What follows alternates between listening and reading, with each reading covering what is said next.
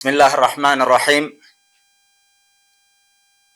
የአዲስ አበባ ከተማ እስልምና ጉዳዮች ከፍተኛ ምክር ቤት የ1447ኛው የዒድ አልአድሃ አረፋን በዓል አስመልክቶ የተሰጠ ጋዜጣዊ መግለጫ።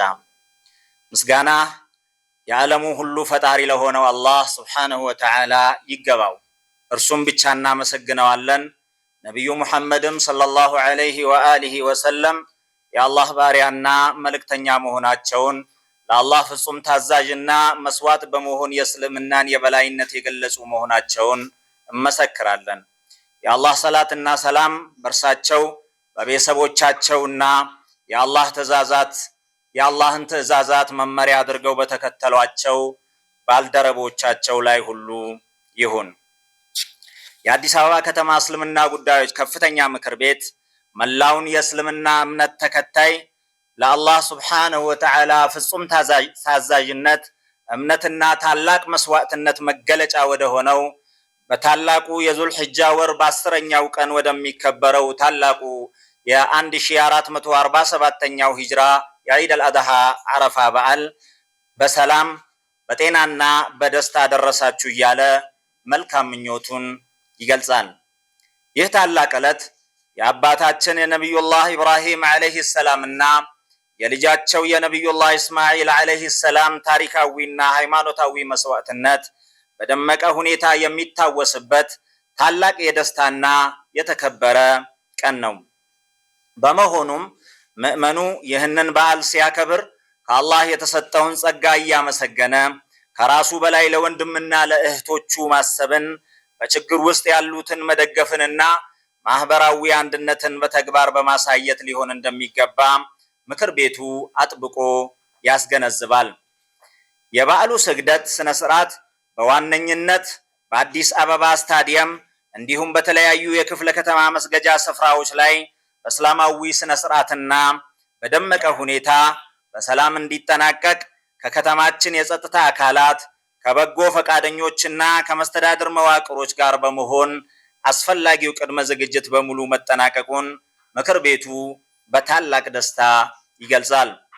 ወደ ዒድ መስገጃ ሜዳዎች የሚመጡ ወንድሞችና እህቶች የበዓሉን ሃይማኖታዊ ክብርና ውበት የሚጠብቁ የዒድ አደቦችንና እስላማዊ ስነ ምግባራትን በትኩረት እንዲተገብሩ ምክር ቤታችን ጥሪውን ያስተላልፋል። በዚህም መሰረት ምዕመናን ወደ መስገጃ ከመውጣታቸው በፊት ሱና የሆነውን የዒድ ገላ መታጠብን በመተግበር ንጹህና ያማረ ልብስ ለብሰው እንዲሁም ለወንዶች መልካም መዓዛ ያላቸውን ሽቶዎች ተቀብተው መገኘት ይኖርባቸዋል። ከዚህ ከቤት እስኪወጣ ጀምሮ መስገጃ ቦታ ላይ ሰላቱ እስኪጀምር ድረስ በአላህ ታላቅነት ላይ የሚያተኩሩ ተክቢራዎች በጋራና በግል ድምፅን ከፍ አድርጎ ማድረስ ዋነኛው የሥነ ሥርዓቱ አካል ሲሆን የአላህ መልእክተኛ ሰለላሁ ዐለይሂ ወሰለም ያደርጉት እንደነበረው ወደ መስገጃ ሜዳ የተጓዙበትን መንገድ ቀይሮ በሌላ መንገድ ወደ ቤት መመለስ ይወደዳል። በተጨማሪም ሰላቱ ተሰግዶ እስኪያልቅ ድረስ ምንም ነገር ሳይቀምሱ መቆየትና የመጀመሪያውን ምግብ ከታረደው መስዋዕት ወይንም ኡዱህያ መጀመር ሃይማኖታዊ ስርዓቱ የሚጠይቀው ዋነኛው ሱና መሆኑን ለማስታወስ እንወዳለን።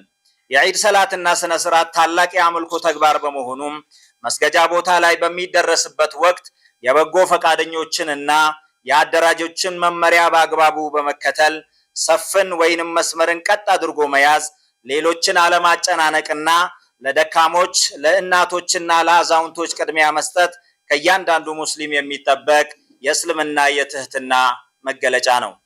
የዒድ ሰላት ሴቶች፣ ህፃናትና መላው ቤተሰብ በጋራ የሚሳተፉበት የበረከት መድረክ በመሆኑም እህቶቻችን እስላማዊ ሒጃባቸውንና ስርዓታቸውን በጠበቀ መልኩ በማለዳ በመገኘት የበረከቱ ተካፋይ እንዲሆኑ ምክር ቤቱ ይጠይቃል።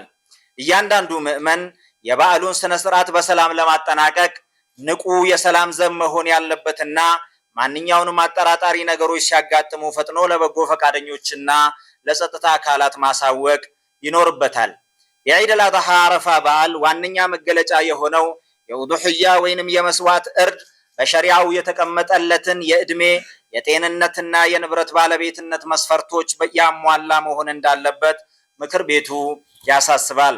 በዚህም መሰረት የሚታረደው እንስሳ የበግ ወይም የፍየል ዝርያ ከሆነ አንድ በግ ወይም አንድ ፍየል የሚታረደው ለአንድ ሰውና ለቤተሰቡ ብቻ ይሆናል። ይህ ማለት አንድ ግለሰብ ለአምልኮ የሚሆነውን በግ ወይም ፍየል ሲያርድ እርዱ እርሱንና መላው የቤተሰቡን አባላት ሙሉ በሙሉ የሚወክልና ለሁሉም በኩልነት የሚበቃ የጋራ መስዋዕት ሆኖ ይቆጠራል። ፍየልና በግን ከአንድ ሰው በላይ በገንዘብ ተዋጥቶ በጋራ ማረድ በሸሪዓው የማይፈቀድ በመሆኑ ምዕመኑ ይህንን ሃይማኖታዊ ስርዓት በትኩረት ሊገነዘበው ይገባል። በሌላ በኩል ደግሞ የሚታረደው እንስሳ እንደ በሬ ወይንም ከብት ወይም ግመል ከሆነ እስከ 7 ሰዎች ድረስ በጋራ በመሆን በጋራ ማረድ እንደሚችሉ በሸሪዓው በሰፊው ተደንግጓል። 7ቱ ሰዎች በገንዘብ እኩል በማዋጣት አንድን በሬ በጋራ ሲያርዱ የእያንዳንዱ ሰው ድርሻ ከ7 አንድ ሆኖ የሚሰላ ሲሆን ይህ የአንድ ሰው ድርሻም ልክ እንደ አንድ በግ ተቆጥሮ እርሱንና መላው ቤተሰቡን የሚወክል ይሆናል። በመሆኑም ምዕመናን አቅምን ባገናዘበ መልኩ በግ ወይም ፍየል በተናጠል ማረድ ካልሆነም እስከ 7 ሰዎች በመሆን በሬን በጋራ በመግዛት ይህንን ታላቅ ዒባዳ ወይንም አምልኮ በህብረት መፈጸም እንደሚችሉ ምክር ቤቱ እየጠቆመ የእርዱ ስርዓት ከተጠናቀቀ በኋላም ስጋውን ለ3 እኩል ከፍሎ ለቤተሰብ፣ ለዘመድ አዝማድ፣ ለጎረቤት በተለይ ደግሞ አቅም ለሌላቸው ወገኖች በማዳረስ የበዓሉን በረከት ማካፈል እንደሚገባ በድጋሚ ያሳስባል። በመጨረሻም ከበዓሉና ከእርድ ጋር ተያይዞ የሚወገዱ ተረፈ ምርቶችን በአግባቡ በመያዝ የከተማችንን ንጽህና መጠበቅ ሃይማኖታዊም ዜጋዊም ግዴታችን መሆኑን እየጠቆምን በቅዱስ ስፍራዎች በአረፋ ተራራ ላይ ካሉት ወገኖቻችን ጋር በመሆን ለሀገራችን ሰላም፣ ፍቅርና አንድነት ዱዓ እንድታደርጉ ጥሪያችንን እናስተላልፋለን። በዚሁ መሰረት በዙል ሒጃ 10 የሚከበረው ታላቁ የዒድ ሰላት ያለምንም መዛነፍ ከጠዋት 2 ሰዓት በጋራ የሚሰገድ በመሆኑ መላው የከተማችን ሙስሊም ከሱብሒ ሰላት ጀምሮ በመንቀሳቀስ ከላይ የተጠቀሱትን አዳቦች በአግባቡ በመተግበር የበዓሉን ድምቀት ከፍ እንዲያደርግ እያሳሰብን በድጋሚ ለ1447ኛው የዒድ አልአድሃ ወይንም አረፋ በዓል የእንኳን አደረሳችሁ መልእክት በጽሁፍ ለ1447ኛው የዒድ አልአድሃ በዓል እንኳን አደረሳችሁ። ይህ የተባረከ በዓል የሰላም፣ የፍቅር፣ የአንድና የበረከት መልእክት ይዞልን ይምጣ። አላህ ሱብሓነሁ ወተዓላ ዒባዳችንን፣ ዱዓችንን እና መልካም ስራችንን ይቀበለን። በቤታችን በሀገራችን እና በዓለም ሁሉ ሰላምና እዝነትን ያስፍን።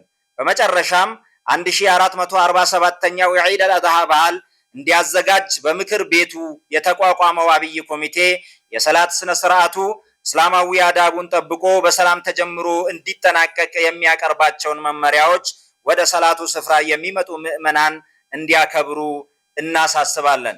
ዒድ ሙባረክ። የአዲስ አበባ ከተማ እስልምና ጉዳዮች ከፍተኛ ምክር ቤት ግንቦት 17 2018 አዲስ አበባ ኢትዮጵያ።